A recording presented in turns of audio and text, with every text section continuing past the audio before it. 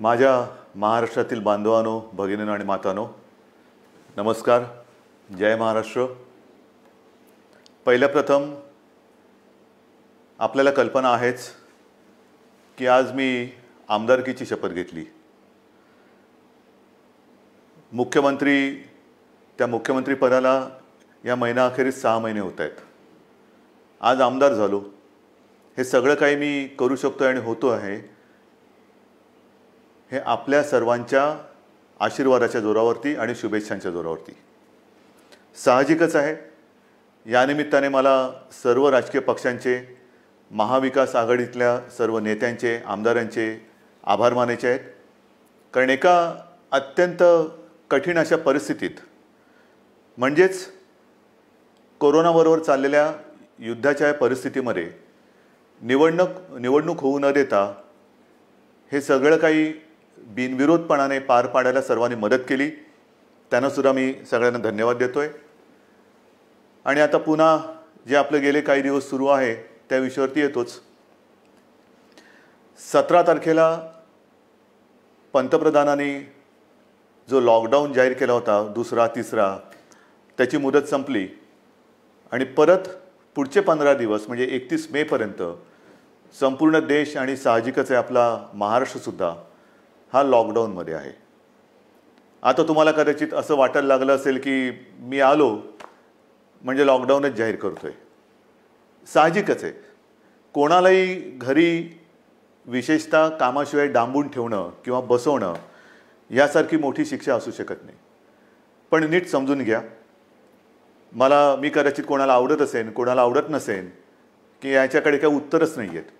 हे लॉकडाऊन किती दिवस चालणार, किती काळ लॉकडाऊनमध्ये राहणार, याला काही उत्तर आहे की नाही, हा जो काही चक्रव्यूह आहे हा आपण भेदणार आहोत की नाही, उत्तर कोणाकडेच नाही आहे. जगामध्ये कोणाकडे उत्तर नाही आहे, आपल्या देशातसुद्धा कोणाकडे उत्तर नाही आहे.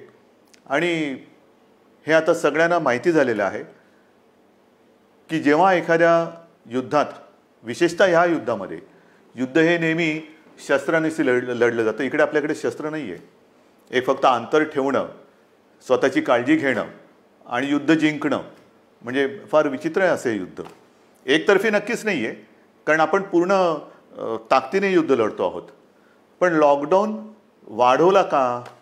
काही अंशी बरोबर आहे, काही अंशी नक्कीच बरोबर आहे. आपल्याला सर्वांना कल्पना आहे की आजही देशात, विशेषतः महाराष्ट्रामध्ये रुग्णांची संख्या वाढते आहे. मुंबईमध्ये वाढते आहे, ठाणे परिसरात वाढते आहे, पुण्यामध्ये वाढते आहे, संभाजीनगरमध्ये आहे, नाशिकमध्ये, मालेगावमध्ये आहे. या ठिकाणी रुग्णांची संख्या वाढते आहे. आणि ही रुग्णांची वाढती संख्या बघितल्यानंतर साहजिकच आहे मनात प्रश्न निर्माण होऊ शकतो, मग आपण नेमकं करतो काय आहोत, आत्तापर्यंत आपण केलं काय? मी गेल्याही वेळेला आपल्याला सांगितलं होतं की एक गोष्ट नक्की, की जी काळजी आपण मार्चपासून घ्यायला लागलो, जवळपास आपण कर्फ्यू, संचारबंदीपर्यंत आलो होतो आणि त्याच्यानंतर देशभरात लॉकडाऊन जाहीर केला गेला. जर हे आपण केलं नसतं तर जो एक अंदाज आपल्या देशात, महाराष्ट्रात आणि मुंबईमध्ये किती आत्तापर्यंत रुग्ण झाले असते, किती आत्तापर्यंत त्याच्यात मृत्यू पावले असते, हा अंदाज नुसता बघितला तरी अंगावरती काटा उभा राहतो. आणि म्हणून मी मागेही आपल्याला म्हटलं होतं की अजूनही शृंखला आपण तोडली जरी नसली तरी एक गोष्ट नक्की, की त्याच्या वाढीवरती, गुणाकारावरती नियंत्रण आपण हे नक्की ठेवलेलं आहे. गतिरोधक म्हणून हा जो काही लॉकडाऊनचा काळ आहे त्याचा आपल्याला नक्की उपयोग झालेला आहे. मग आता किती काळ चालणार? नुसता लॉकडाऊनकडे बघून चालणार नाही आहे. रेड, ऑरेंज, ग्रीन, रेडमध्ये सुद्धा कंटेनमेंट एरिया, हे असे जे काही आपण विभाग केलेले आहेत. ग्रीन झोनमध्ये आपण हळूवारपणाने जवळपास सगळं काही उघडायला परवानगी दिलेली आहे, ती अजूनही देत आहोत. आणखीनही तिथले निर्बंध हे येत्या काही काळामध्ये आपण आणखीन शिथिल करतो आहोत. ऑरेंज झोनमध्ये सुद्धा ही शिथिलता आणलेली आहे. रेड झोनमध्ये विशेषतः कंटेनमेंट एरिया आहे, तिथे मात्र अजूनही आपल्याला शिथिलीकरण करणं हे परवडणार नाही, नक्कीच नाही आहे. उद्योगधंद्याच्या बाबतीत काय आहे? मी मुद्दामून आज आपल्यासमोर थोडेसे आकडेवारी सांगणार आहे. काय काय झालेलं आहे, किती काय केलेलं आहे. पहिल्या प्रथम आरोग्यविषयक काय झालेलं आहे, नंतर उद्योगधंद्याच्या बाबतीत काय करतो आहोत. उद्योगधंद्याच्या बाबतीमध्ये सुद्धा तुम्हाला मुद्दामून मला सांगायचं आहे की नुसतं लॉकडाऊन नाही वाढवत आहोत, आपल्याला ही तारेवरची कसरत करायची आहे आणि ती करतो आहोत. एका बाजूला सुरक्षित राहण्यासाठी लॉकडाऊन म्हणजे सगळं काही थोडक्यात बंद, आणि दुसऱ्या बाजूला हळुवारपणाने काही गोष्टी आपण उघडतो. आजपर्यंत राज्यामध्ये साधारणतः 50,000 उद्योग सुरू करायला आपण परवानगी दिलेली आहे. हा आजचा आकडा आहे. आणि ह्या 50,000 उद्योगामध्ये जवळपास साधारणतः 5-1 लाख मजूर हे काम करायला लागलेले आहेत. तसं बघितलं तर राज्यामध्ये 70,000 उद्योग सुरू करायला आपण परवानगी दिलेली आहेच, पण 50,000 उद्योग हे प्रत्यक्ष सुरू झालेले आहेत. आपल्याला कदाचित हा जो काय एक रेड झोनमधला बेल्ट आहे, म्हणजे मुंबई, पुणे आणि त्याच्या आजूबाजूचा परिसर, इथे जे आपण राहतो आहोत, किंबहुना उदाहरणतः संभाजीनगर असेल, ज्या महापालिका आहेत त्यांच्या परिसरामध्ये आपण हे निर्बंध जरा कडक ठेवलेले आहेत, म्हणून आपल्याला ते जाणवत नाही आहे. पण ह्या विभागामध्ये आपण उद्योगधंद्यांना परवानगी दिलेली आहेच, नक्की दिलेली आहे. हे करताना खास करून मला उद्योगांसाठी काही गोष्टी जाहीर करायच्या आहेत. कारण सगळीकडे आता एक ठप्प, म्हणजे ज्याला आपण म्हणतो ना, पॉजचं बटन दाबलं गेले, जगच असं पॉज झालेलं आहे, सगळं ठप्प, काहीच होत नाही आहे, इकडची गाडी तिकडे होत नाही आहे. असं वातावरण असताना उद्या जे काय आपल्याला एक भरारी घ्यायची, नक्की घ्यायची भरारी घेणारच, कोणत्याही परिस्थितीत घेणार, तिकडे अजिबात मागे पुढे बघणार नाही. खरं म्हटलं तर आपल्या सरकारला आता 6 महिने होत आहेत. नवीन सरकार असताना नवीन स्वप्न आहेत आपली. आपण एक अर्थसंकल्प जाहीर केला काय, त्याच्यात नवीन गोष्टी जाहीर केल्या काय, आणि त्या अंमलबजावणीला सुरुवात करण्याच्या आधीच आपल्याला या संकटाला सामोरं जावं लागतंय. ह्या ज्या काही सगळ्या आपल्या योजना आहेत, या योजना कोणत्याही परिस्थितीत आपण अंमलात आणणार म्हणजे आणणारच. त्या एका हिमतीने आपण पुढे जातो आहोत. परंतु नवीन उद्योग येण्यासाठी एक वेगळी स्पर्धा आहे. कोण काय करतंय, कोण काय आणखीन सुविधा देते. महाराष्ट्रापुरतं बोलायचं झालं तर आज आपण महाराष्ट्रामध्ये जवळपास 40,000 एकरपेक्षा जास्त जमीन ही नवीन उद्योगधंद्यासाठी राखून ठेवत आहोत. 40,000 एकरपेक्षा जास्त. त्याचप्रमाणे नवीन उद्योजक जे येणार आहेत, नवीन उद्योग जे परदेशातून येतील, किंवा आपले काही उद्योजक आपले नवीन लोक काही नवीन उद्योग सुरू करू इच्छित असतील, ग्रीन इंडस्ट्रीज ज्याला आपण म्हणतो, म्हणजे प्रदूषण न करणाऱ्या इंडस्ट्रीज किंवा उद्योग, त्यांच्यासाठी सुरू करताना कोणत्याही अटीतटी त्यांना आपण ठेवणार नाही. परवानगीशिवाय तुम्ही उद्योग सुरू करा, फक्त अट एक, प्रदूषण करायचं नाही, अजिबात करायचं नाही. प्रदूषण करू नका, चला उद्योग सुरू करा, या आम्हाला पाहिजे, महाराष्ट्र तुमची वाट बघतोय. महाराष्ट्र हा नेहमी एक उद्योगशील आहे, सुधारणावादी आहे, म्हणून आपण नवीन जे उद्योजक येत आहेत त्यांच्यासाठी या अटीतटीचा सामना त्यांना करायला लागणार नाही, असं धोरण आपण बनवलेलं आहे. या नवीन उद्योजकांनो, या महाराष्ट्रामध्ये या. त्याचबरोबरीने साधारणतः पुढचे काही दिवस, म्हणजे असं म्हणतात की ह्या कोरोनानंतर जग बदललं जाणार आहे, नक्कीच बदललं जाईल. कदाचित हे नवीन उद्योजक येणार असतील, ते म्हणतील आम्ही येऊ इच्छितो, पण आम्हाला तुमच्याकडे जमीन विकत घ्यायला आत्ता आम्हाला परवडणार नाही. ठीक आहे, तुम्ही या, भाडेतत्वावरती जमीन तुम्हाला देतो, भाडेतत्वावरती जमीन देतो, या, तुम्हाला मूलभूत सुविधा असतील त्या तुम्हाला देतो, अटीतटीचा सामना तुम्हाला करावा लागणार नाही. पण या राज्यामध्ये नवीन उद्योग पर्व आपण सुरू करू. आणि त्याचबरोबरीने मला एक सांगायचं आहे की आत्तापर्यंत जिथे हे उद्योग आपण सुरू केलेत, आणि असं काही नाही आहे की रेड झोन म्हटल्यानंतर आता आयुष्य आपलं रेड झोनमध्ये जाणार आहे, नाही. आपल्यासमोर 2 मोठी आव्हानं आहेत, नक्कीच आहेत. एक म्हणजे जिथे या कोरोनाचा प्रादुर्भाव नाही असा ग्रीन झोन, तो ग्रीन झोन हा आपल्याला कोरोना विरहित ठेवायचा आहे, हे मोठं आव्हान आहे. तिकडे एक सुद्धा रुग्ण ग्रीन झोनमध्ये आपल्याला आता येऊ द्यायचा नाही, किंबहुना नवीन केस तिकडे आता आपल्याला तयार आपण काय असं घर बसल्या कोविड तयार करत नाही, पण होऊ द्यायची नाही आहे. त्याच्यामुळे ग्रीन झोन हा ग्रीन झोन म्हणून मेंटेन करणं, आणि रेड झोन जो आहे तो रेड झोन हा लवकरात लवकर ग्रीन झोनमध्ये त्याचं रूपांतर करणं. म्हणजे रेड झोनसुद्धा आपल्याला हळूहळू हा ग्रीन झोनमध्ये आणायचा आहे. आणि म्हणून जिथे जिथे ग्रीन झोनमध्ये आपण उद्योगधंद्यांना परवानगी दिलेली आहे, अनेक ठिकाणी आपण बघतो आहोत की कामगारांची आता उणीव आहे. कामगार हे बरेचसे परराज्यातले निघून गेलेले आहेत. मला खास करून माझ्या महाराष्ट्राच्या भूमिपुत्रांना सांगायचं आहे, जसं आजपर्यंत तुम्ही महाराष्ट्रासाठी, महाराष्ट्र सुरक्षित ठेवण्यासाठी सरकारचं ऐकलत, घरामध्ये राहा, सुरक्षित राहा, ही एक आपली त्याच्यातले एक घोषवाक्य होतं. आतापर्यंत तुम्ही घरात बसलात आणि महाराष्ट्र वाचवलात. आता जिथे जिथे ग्रीन झोन आहे, तुम्ही एका आत्मनिश्चयाने बाहेर पडलं पाहिजे की मी माझा महाराष्ट्र पुन्हा एकदा उभा करणार. मी जसा महाराष्ट्र वाचवलेला आहे, मी म्हणजे तुम्ही, मी एकटा नाही, तुम्ही. महाराष्ट्र आजपर्यंत आम्ही सुरक्षित ठेवला. या कोविडच्या प्रादुर्भावापासून हा जो ग्रीन झोन आहे तो सुरक्षित ठेवला. आता या ग्रीन झोनमध्ये जे उद्योग सुरू झालेले आहेत त्या उद्योगांना जर मनुष्यबळ कमी पडत असेल तर माझा महाराष्ट्र हा अगदी मोदीजींच्या भाषेत आत्मनिर्भर करण्यासाठी मी स्वतःहून आता पुढे येत आहे. या पुढे या. जे उद्योग आहेत, उद्योग सुरू झालेत, त्यातली ही संधी आहे. ही संधी तुम्ही घ्या. संधी वाया दौडू नका. या सगळेजण समोर या. उद्योग सुरू करू आपण. महाराष्ट्र उभा करू आपण. एक जगासमोर एक उदाहरण ठेवू की हा महाराष्ट्र खरंच लढवय्यांचा आहे. हा संकटाला भीत नाही. संकटामध्ये सुद्धा मर्दासारखा सामोर जातो. तो हा शिवरायाचा महाराष्ट्र आहे. म्हणून मला जे ग्रीन झोनमध्ये आहेत आणि जिथे जिथे उद्योगधंदे सुरू झालेत पण मनुष्यबळ कमी पडत असेल तिथे मला आज भूमिपुत्रांची गरज आहे. भूमिपुत्रांनो पुढे या. ही आपली भूमी आहे, आपला महाराष्ट्र आहे. पुढे येऊन आपला महाराष्ट्र हा आपल्या पायावरती आपण उभा करू. हा निश्चय फार महत्त्वाचा आहे. हे उद्योगधंद्याचं झाल्यानंतर महत्त्वाचा मुद्दा काय आहे की आरोग्यविषयक काय. कारण अजूनही जे काही जणांना असं वाटतंय की हे एक अशीच भीती आहे, फ्लू काय, सर्दी आहे, खोकला आहे, होतो जातो, आजपर्यंत काय कोणाला झालं नाही. झालं ना. पण विशेष म्हणजे आत्तापर्यंतचा जो फ्लूचा एक भाग आहे त्याच्यात सुद्धा जसं स्वाईन फ्लू एक आहे त्याला औषध आलेलं आहे. पण ह्या कोरोनावरती अजूनही औषध आलेलं नाही. तोच एक मोठा धोका आहे. मी उगाच तुम्हाला आकडे सांगून काय घाबरवण्याची माझी इच्छा नाही, अजिबात नाही आहे. तुम्हाला भीती घालण्यासाठी मी आलेलो नाही आहे. पण मुंबईमध्ये जेव्हा आपण सुरुवात केली त्यावेळेला जी परिस्थिती होती ती परिस्थिती बघितल्यानंतर आजची जी परिस्थिती आहे, आपण काय काय आरोग्य सुविधा केलेल्या आहेत.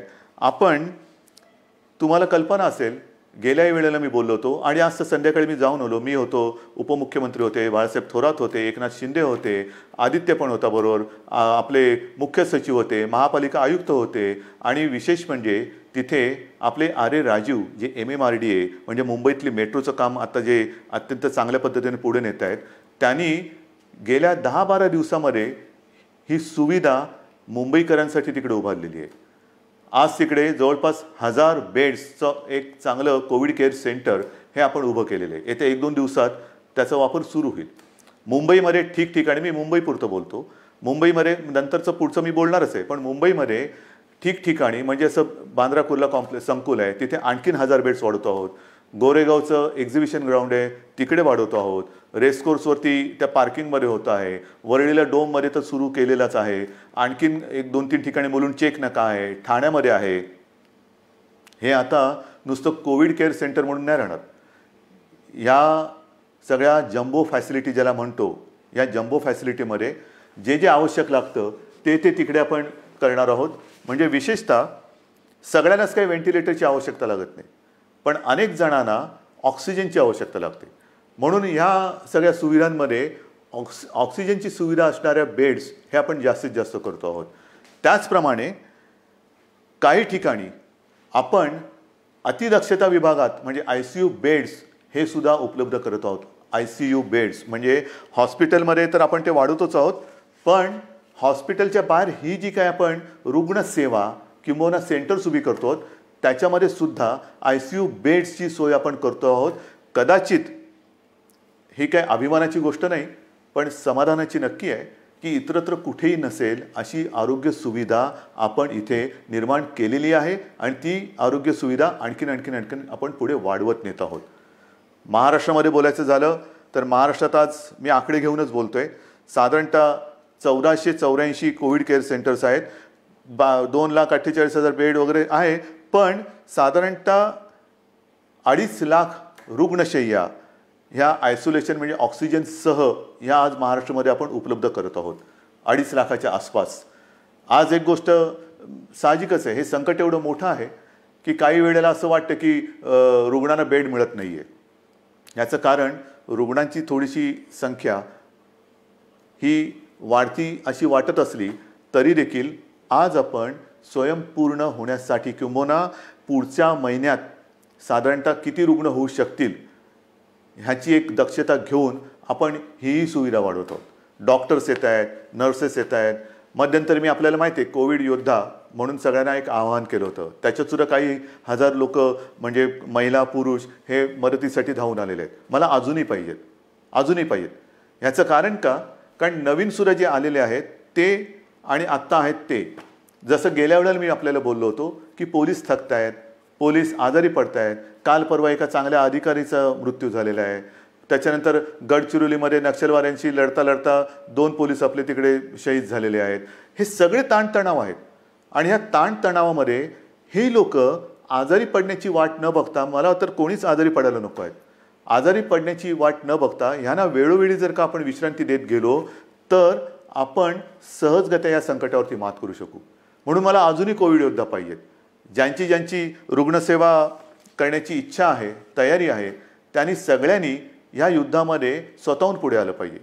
याचं कारण असं की आज देखील मुंबई असेल, ठाणा असेल, पुणे असेल, संभाजीनगर ह्या ज्या काही महापालिका आहेत तिकडे नाही म्हटलं तरी जो आपण कंटेनमेंट एरिया म्हणतो, म्हणजे जिथे एखादा रुग्ण सापडला तर त्याच्या आसपासचा काही परिसर आपण सील करतो.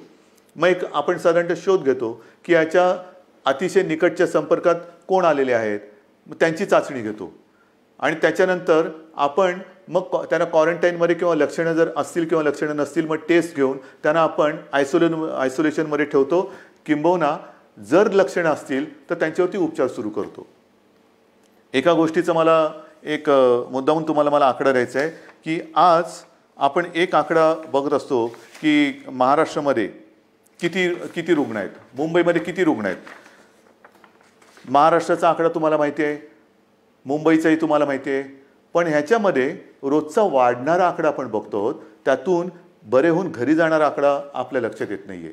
म्हणजे साधी गोष्ट आहे, जर का मुंबईपुरतं बोलायचं झालं तर साधारणतः मुंबईमध्ये आज 19,967 रुग्ण पॉझिटिव्ह आहेत. पण हा 19,500चा जो काय आकडा आहे त्याच्यामधले साधारणतः 5,000 रुग्ण हे बरे होऊन घरी पण गेलेले आहेत. म्हणजे 19,000 वजा 5,000 झाले. दुर्दैवाने काही मृत्युमुखी पडलेले आहेत. याचा अर्थ असा की लवकर जर का आले आणि व्यवस्थित त्यांच्यावरती उपचार केला गेला तर बरे होऊन घरी जाणारे रुग्णसुद्धा आहेत. काही रुग्ण तर मी मागेही आपल्याला बोललो होतो की 80% आसपास रुग्ण हे असेही आहेत की ज्यांच्या टेस्ट पॉझिटिव्ह येतात पण त्यांना कोणतीही लक्षणे दिसत नाहीत. असे रुग्णसुद्धा आहेत. तर ह्या सगळ्या गोष्टीचा विचार करून आपण आरोग्य सुविधा वाढवतो आहोत, ॲम्ब्युलन्सेस वाढवतो आहोत. संपूर्ण महाराष्ट्रभर जिथे जिथे आवश्यकता आहे तिथे तिथे आपण ह्या आरोग्याच्या सुविधा वाढवत आहोत. आणि एका बाजूला या आरोग्य सुविधा वाढवत असताना उद्योगधंद्यांच्या बाबतीत सुद्धा मी सांगितलं की 50,000च्या वरती उद्योगधंदे सुरू झालेले आहेत. म्हणजे असं काही नाही की सगळं काही ठप्प होऊन बसलेलं आहे. जे अनेक जण मला विचारतात की काय हो मग हे तुम्ही लॉकडाऊन उठवत नाही, किती काळ असं बसायचं. मगाशी मी तुमच्याशी बोलत होतो, ह्याच्यात काय आहे, नुसतं सर्दी खोकला ताप तर येईल, आणखीन काय होईल, फ्लू काय कोणाला होत नाही असं नाही आहे. जे गांभीर्य आहे ते या गोष्टीचं हेच आहे की जे गंभीरपणाने आजारी पडतात त्यांच्यावरती इलाज नाही आहे. आणि एक क्षण असं धरून चाला की आपण लॉकडाऊन उठवून टाकतो लॉकडाऊन आजपासून. या सगळेजण इकडे तिकडे ये जा करा, काही करा. ही साथ जर का पसरली तर इतर देशामध्ये काय काय होते, ब्राझीलमध्ये काय झालं, ब्रिटनमध्ये काय झालं, अमेरिकेत काय चाललेलं आहे, इटलीमध्ये काय चाललेलं आहे, काय झालेलं आहे. मला हे कोणत्याही परिस्थितीत महाराष्ट्रात होऊ द्यायचं नाही आणि मी होऊ देणार नाही, अजिबात होऊ देणार नाही. मी टीकेचा धनी होईन. मी तुम्हाला मागेही बोललेलं आहे, महाराष्ट्रासाठी वाईटपणा घ्यायला माझी तयारी आहे. पण जे मला पटतं ते महाराष्ट्राच्या हिताचं मी करणार म्हणजे करणारच. आणि म्हणून जो रेड झोन आहे तिकडे मी अजूनही उद्योगधंदे पूर्णपणे उघडायला का देत नाही आहे की क्षणभर धरून असं धरून चाला की उद्योगधंदे उघडले आणि ही साथ त्यांच्यात घुसली. आजच मजूर आपापल्या घरी निघून गेलेले आहेत. म्हणजे उद्योगधंदे सुरू होतील आणि त्या मजुरांमध्येही साथ जर घुसली तर काही तर जीवानिशी जातीलच, आजारी तर पडतीलच. आणि मग त्यावेळेचा अघोषित जो लॉकडाऊन असेल तो किती काळ चालेल त्याचं उत्तर आपल्याकडे कोणाकडे नसेल. मग त्या लॉकडाऊनची वाट बघायची का आत्ता जे काही आपण हे संकट नाही म्हटलं तरी त्याचा वेग मंदावून रोखून ठेवतो आहोत, त्याचा पूर्ण अंदाज घेऊन हळूहळू टप्प्याटप्प्याने एक एक गोष्टी उघडत जायचं हा विचार आपण करायला पाहिजे. आणि तो आपण करतो आहोत. आणि तो जर का आपण करत नसतो तर तुम्ही एवढे सगळे जण या सरकारच्या सोबत राहिल्याच नसतात. इतर राज्यांमध्ये जाणारे जे मजूर आहेत त्या सगळ्या मजुरांची आजपर्यंत आपण अगदी व्यवस्थित काळजी घेत होतो आणि घेतली. दिवसातनं मी तुम्हाला सांगितलं की किमान 5.5-6 लाख मजुरांना आपण दिवसातनं 3 वेळा हे जेवण देतो. म्हणजे सकाळीचा नाश्ता ब्रेकफास्ट आणि दुपारचं आणि रात्रीचं जेवण, त्यांच्यासाठी आपण या सगळ्या योजना करत होतो. पण बरेच जण असं म्हणायला लागले की आम्हाला घर जाना आहे, गाव जाना आहे. तेव्हाही मी त्यांना वचन दिलं होतं की तुम्ही चिंता करू नका, आम्ही इतर राज्यांशी बोलतो आहोत, केंद्राबरोबर बोलतो आहोत, जसजशी सोय होईल तसतसं आम्ही तुम्हाला तुमच्या घरी तुमच्या राज्यात पाठवण्याची सोय करतो आहोत आणि ते पाठवल्याशिवाय आम्ही राहणार नाही. आणि त्याच्याप्रमाणे आज जवळपास मला वाटतं 5-1 लाख मजुरांना आपण ट्रेननी आणि बसेसनी हे इतर राज्यात अत्यंत नियंत्रित पद्धतीने हे पाठवलेलं आहे, कुठेही खळखळ होऊ न देता. पण मला एक काय सांगायचं आहे की हे सगळे जे काही इतर राज्यातले मजूर आहेत, रस्त्यावरनं चालत आहेत, अजूनही काही ठिकाणी आहेत, कशाला चालता, क्यों चल रहे? आपके लिए हम पूरी कोशिश नहीं, शुरुआत तो हुई है. ट्रेन से आप जा रहे हैं घर, बस से जा रहे हैं, तो ऐसे रास्ते पे मत चलो, रास्ते पे नहीं चलना. बीच में कोई फिर एक्सीडेंट कभी होता है, क्यों कर रहे हो ये सारी चीज़ें? आपके लिए हर एक राज्य के लिए ट्रेन की सुविधा शुरू हो गई है, बस की सुविधा शुरू हो गई है. आप जहाँ भी हो वहीं पर रुके. हमारे पूरे स्टेट में अलग अलग जिलों में डिस्ट्रिक्ट में कलेक्टर्स हैं, उनके सब साथी हैं, आपका इंतजाम वो कर रहे हैं, ठीक से कर रहे हैं. और जब भी ट्रेन की सुविधा, जैसे रोज़ाना कुछ ट्रेन चल रही है, कुछ उत्तर प्रदेश में जा रही है, बिहार में चल रही है, पश्चिम बंगाल में जा रही है, राजस्थान जा रही है, गुजरात जा रही है, जैसे जैसे वो आती जाएगी हम आपको भेज रहे हैं. बेताब ना होना, काही गरज नाही आहे. तुम्हाला आम्ही पूर्णपणे सुरक्षितपणाने तुमच्या राज्यात आम्ही सोडतो आहोत. आणि आजपर्यंत मी म्हटलं ना की एवढे मजूर हे महाराष्ट्रातून त्यांच्या राज्यात गेलेत, त्यांच्या घरी पोचलेत, बसेसने आपण पाठवलेले आहेत. आणि विशेष म्हणजे त्यांच्याकडनं आपण कुठेही तिकीट्स नाही घेतलेली. मुख्यमंत्री सहायता निधीतून त्यांचा खर्च केलेला आहे. काही संस्था पुढे आलेल्या आहेत, त्यांनी त्यांचे पैसे दिलेले आहेत. त्यांना हे कारण हे गरीब आहेत, काम करणार आहेत, तळहातावरती पोट असणार आहेत. तळहातावरती पोट असल्यानंतर जर त्यांची रोजची मेहनत ही होणार नसेल किंवा काम मिळणार नसेल तर यांच्याकडे तिकिटाचे पैसे कुठून येणार? म्हणून त्यांना आपण आपल्या सरकारच्या माध्यमातून सरकारच्या खर्चाने आपण त्यांना पाठवतो आहोत. हे झालं त्या राज्यात जाणाऱ्या लोकांचं. मग आता मी येतो माझ्या आपल्या राज्यातल्या लोकांकडे. मुंबई म्हटल्यानंतर साहजिकच आहे कोकण आणि पश्चिम महाराष्ट्र इथे राहणारे लोक खूप आहेत. तेही मागे लागलेत. हे काय तुम्ही त्या राज्यातल्या लोकांना पाठवता, आम्ही काय केलंय, आम्हाला कधी घरी पाठवणार? अरे तुम्ही तर आपले आहात. आजपर्यंत तुम्ही सहकार्य केलेलं आहे, तुम्हालाही हळूहळू मी पाठवतो घरी. पण आज थोडे अस्वस्थ नका होऊ.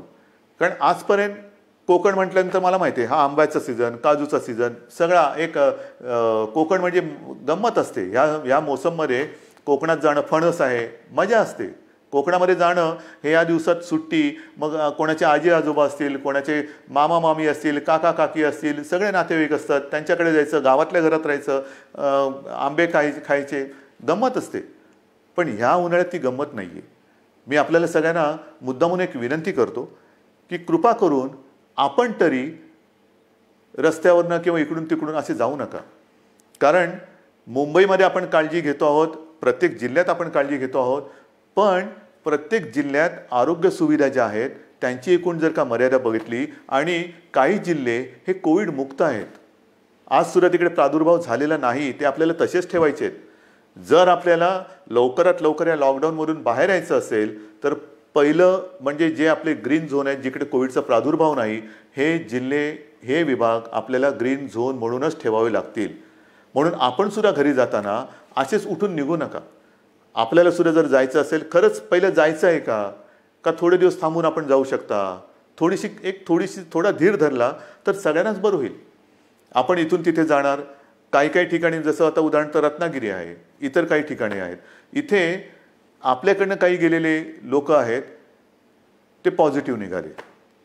झालं एक केस तिकडे आली, मग तिकडे पुन्हा ते कंटेनमेंट झोन आला, हे आलं ते झालं, म्हणजे आत्तापर्यंत जिकडे काही नाही आहे तिकडे हा सगळा नसता खटोटोप आला. तर म्हणून मला असं वाटतं थोडंसं धीराने जाऊया. एक नियंत्रित पद्धतीने जसं आपण इतर लोकांना पाठवतो आहोत परराज्यातले काही लोक आपण आपल्याकडे घेतो आहोत. आता तर परदेशातून आपल्याकडे येणारी लोक सुद्धा सुरू झालेली आहेत. हळूहळू आता जग हालचाल करायला लागलंय. असं काही नाही की सगळे ठप्प बसलेत. परदेशातली लोक आपल्याकडे परत येत आहेत. आपल्याकडची काही जी अडकलेली लोक ती परदेशात त्यांच्या देशात जात आहेत. रोजची थोडी विमानं सुरू झालेली आहेत. पण इथले तिथे आणि तिथले इथे आल्यानंतर क्वारंटाईन म्हणजे विलगीकरण हे फार महत्त्वाचं आहे. विलगीकरण, कारण आपण जर का कळत नकळत हा व्हायरस आपल्यासोबत नेत असू तर आपल्यापासून, मी जसं मगाशी म्हटलं ना की काही जणांना ह्याचा प्रादुर्भाव झालाय पण लक्षातही येत नाही एवढं चांगल्या पद्धतीने ते त्याचा प्रतिकार करतायत. म्हणजे लक्षणं नाही आहेत आणि कोणत्याही औषधाशिवाय ते बरेही होत आहेत. परंतु त्यांना जरी काही झालं नाही आणि होऊ नयेच तरी वाहक म्हणून ते काम करू शकतात. म्हणजे त्यांना काही नाही झालं आणि गेला घरी आणि कळत नकळत व्हायरसचा प्रादुर्भाव झाला असेल तर तो तिकडे दिला व्हायरस, म्हणजे तो इकडचा व्हायरस तिकडे गेला आणि जो तिथे नाही आहे तो पसरून ठेवला. म्हणून मला माझ्या खास करून कोकणातील बांधवांना, माता भगिनींना सगळ्यांनाच सांगायचं आहे, पश्चिम महाराष्ट्रातल्या सगळ्या बांधवांना भगिनींना सांगायचं आहे की कृपा करून घाई गडबड करू नका, अस्वस्थ होऊ नका. हे थोड्या काळापुरती ही परिस्थिती आहे, तिच्यावरती आपण मात करतो आहोत, मात करणार आहोत.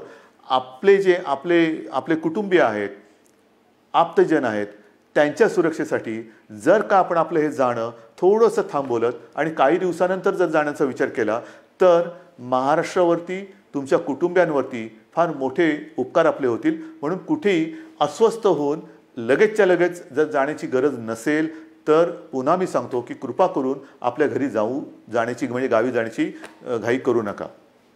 आता पुन्हा मी थोडंसं एक सांगणार आहे की अनेक जण आता म्हणायला लागलेले आहेत की कोरोनासोबत जगायला शिका. म्हणजे काय करायचं? आमची तयारी आहे कोरोनासोबत जगायची, पण कोरोनाची तयारी का आम्हाला त्याच्यासोबत जगू द्यायची? कोरोना जर का तयार नसेल तर आपण कसं त्याच्यासोबत जगणार?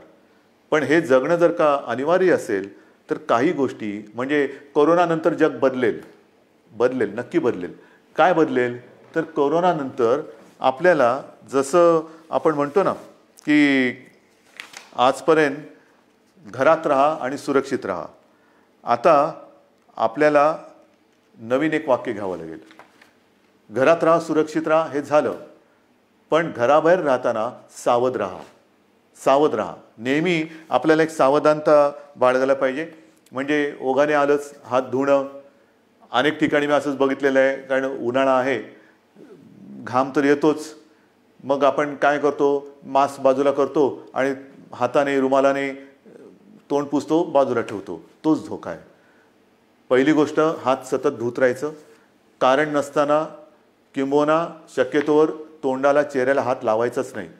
कारण हा जो व्हायरस आहे अजूनही त्याच्यावरती संशोधन सुरू आहे. किती काळ कुठल्या पृष्ठभागावर तो किती काळ जिवंत राहू शकतो. समजा एखाद्याच्या शिंकेतनं, खोकल्यातनं, बोलण्याच्या एका त्या तुषारातून तो कुठे पडला असेल, त्याला हात लागला आणि तो कळत नकळत पुन्हा आपल्या डोळ्याला लागला तर डोळ्यातनं तो शरीरात जाऊ शकतो, नाकाला लागला, तोंडाला लागला. म्हणून ह्या ज्या काही गोष्टी आहेत ह्या आपल्याला अशाच ठेवून पुढचे काही दिवस, काही महिने हे सावधतेने राहावंच लागेल. या सगळ्या ज्या गोष्टी मी तुम्हाला सांगतो आहे, ह्या गोष्टी ह्या फार महत्त्वाच्या आहेत. इतके दिवस तुम्ही जी शिस्त पाळली ती शिस्त मला थोडी जास्त पाहिजे, कडक पाहिजे. कारण आज देखील जो कंटेनमेंट एरिया आहे किंवा रेड झोन आहे, कारण नसताना लोक बाहेर पडत आहेत. नका पडू. त्याच्यानंतर अजून देखील धार्मिक सण, उत्सव, धार्मिक जमाव यांना कुठेही परवानगी आपण दिलेली नाही, देऊ शकत नाही. कारण जेवढी गर्दी होईल तेवढा हा धोका अधिक वाढणार आहे, अधिक पसरणार आहे. आणि म्हणून सावध राहामध्ये दोन हात अंतर ठेवून 2 हात दूर राहिलेलं बरं. तसं 2 हात दूर राहून एकमेकापासून आपल्याला राहायचं आहे. तोंडावरती मास्क तर लावायचा आहे, हात सतत धुवायचे आहेत. आणि सरकारच्या सूचना म्हणजे 31 तारखेपर्यंत जरी लॉकडाऊन हा असा असला तरी हा गतिरोधक आहे. आजपर्यंत ग्रीन झोनमध्ये जवळपास सगळी बंधने आपण शिथिल केलेली आहेत. महत्त्वाचा मुद्दा, या ठिकाणी आता हळूवारपणाने काही दुकानंसुद्धा आपण उघडायला परवानगी देऊ येत्या काही काळामध्ये. कोणतीही गोष्ट ही सुरू करण्यापूर्वी आम्ही असं ठरवलं आहे, सरकारने असं ठरवलेलं आहे की जनतेला पूर्ण कल्पना द्यायची. कारण काही गोष्टी तुम्हाला कल्पना आहे, आपण उघडायला परवानगी दिली आणि ही जी काही झुंबड उडाली पुन्हा सगळं बंद करावं लागलं. काही देशांमध्ये हेही झालेलं आहे की लॉकडाऊन उठवला झुंबड उडाली, साथ वाढल्यानंतर पुन्हा सगळं बंद करावं लागलं. तसं नाही करायचं. आपल्याला शांतपणाने एखादी गोष्ट आपण सुरू करू, ती सुरूच ठेवायची आहे. एखादी गोष्ट म्हणजे जसं मार्केट असेल, दुकानं असतील, आणखीन काही गोष्टी असतील, उद्योगधंदे असतील, एवढ्या शिस्तीने ते आपल्याला पुढे चालवायचे आहेत की एकदा सुरू केलेली गोष्ट पुन्हा थांबवण्याची वेळ येता कामा नये. आणि म्हणून तुम्हाला मी मध्ये सूचना देत राहीन. काही काही गोष्टी सुरू करण्यापूर्वी, जसं आता उदाहरणार्थ आज 18 तारीख गेली, जून महिना म्हणजे शैक्षणिक वर्ष सुरू होणार. अजूनही काही जणांच्या परीक्षा राहिलेल्या आहेत. परीक्षांचं काय करणार, शाळा कशा सुरू करणार, शैक्षणिक वर्ष सुरू कसं करणार, ऑनलाईन सुरू करणार का प्रत्यक्ष शाळा सुरू करणार, हे सगळे मोठे विषय आहेत. मोठे विषय आहेत. आणि कोणत्याही परिस्थितीत शैक्षणिक वर्ष आपल्याला वाया जाऊ द्यायचं नाही, जाऊ देऊच शकत नाही आपण. शाळा कशा सुरू करायच्या, त्याच्यात खबरदारी काय घ्यायची, शिक्षण कसं सुरू करायचं, शाळा कॉलेजेस आली, ॲडमिशन्स आल्या, कशा करायच्या, कुठे आपण काय करू शकतो, याही विषयी आपला विचार सुरू आहे. आणि माझी तर इच्छा अशी आहे की हे जे संकट आहे हे कोणत्याही परिस्थितीत आपल्याला पावसाळ्यापूर्वी संपवायचं आहे. पावसाळ्यापूर्वी हे संपवायलाच लागेल. कारण जून महिना सुरू झाल्यानंतर शाळा कॉलेजेस यांचे प्रवेश, त्यांची शैक्षणिक वर्ष हे सगळं सुरू करावं लागतं आहे. आणि या सगळ्याचा विचार करता मला असं वाटतं, जो वेग मी तुम्हाला मगाशीच सांगितलं, मी आकडे माझ्याकडे आहेत, साधारणतः मे किंबहुना एप्रिल शेवटापर्यंत महाराष्ट्रामध्ये काय रुग्णसंख्या झाली असती, ही संख्या जर का आपण बघितली असती तर थरकाप उडाला असता. मे मध्यामध्ये काय संख्या होऊ शकली असती, काय संख्या होऊ शकते, मे एंडला काय होऊ शकते, हे जे आकडे आपल्यासमोर शक्यता म्हणून येत होते किंवा येत आहेत, ते बघितल्यानंतर हे थरकाप उडवणारे आकडे. पण तिथपर्यंत आपण पोचलो नाही आणि तुम्हाला मी पोचू देणार नाही, अजिबात देणार नाही.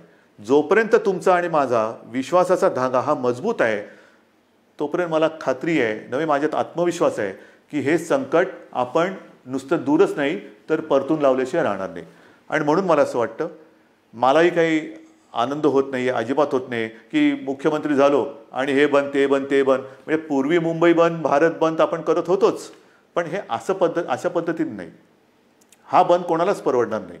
आता आपल्याला सगळं पुन्हा एकदा जनजीवन हे रुळावरती आणायचं आहे. जनजीवन हे पुन्हा आपल्याला सहजतेने जगायला सुरुवात करायची आहे. पण ह्याची एक आता अशी शक्यता नव्हे, खात्री वाटते की हे जनजीवन पूर्ण सुरळीत व्हायला काही काळ हा जावा लागणार. जेवढी स्वयंशिस्त आपण अधिक पाळू, तेवढे लवकर आपण ह्या बंधनातून मुक्त होऊ. जेवढी लवकर आपण या कोरोनाची साखळी तोडण्यात यशस्वी होऊ, तेवढं लवकर आपण सगळे बंधनमुक्त होऊ. आणि म्हणून पुन्हा एकदा मी तुम्हाला सगळ्यांना विनंती करतो आहे की जे काही सरकार करतं आहे ते केवळ आणि केवळ कोणताही धोका या महाराष्ट्राला, महाराष्ट्रातल्या माता भगिनींना, बांधवांना होऊ नये, त्याकरता ही पावलं उचलत आहे. साहजिक आहे, तुम्ही अस्वस्थ आहात, तुम्ही बेचैन आहात, कधी हे उघडणार हा प्रश्न जसा तुम्हाला आहे तसाच तो सर्वांना पडलेला आहे. पण जे काही करतो आहे ते केवळ आणि केवळ आपल्या सर्वांच्या हितासाठी करतो आहे. आजपर्यंत जसं तुम्ही सरकारला सहकार्य केलं तसंच सहकार्य याही पुढील काळात कराल अशी खात्री बाळगतो. आणि लवकरात लवकर ही साखळी तोडून आपण बंधनमुक्त होऊ ही आशा बाळगतो. जय हिंद, जय महाराष्ट्र.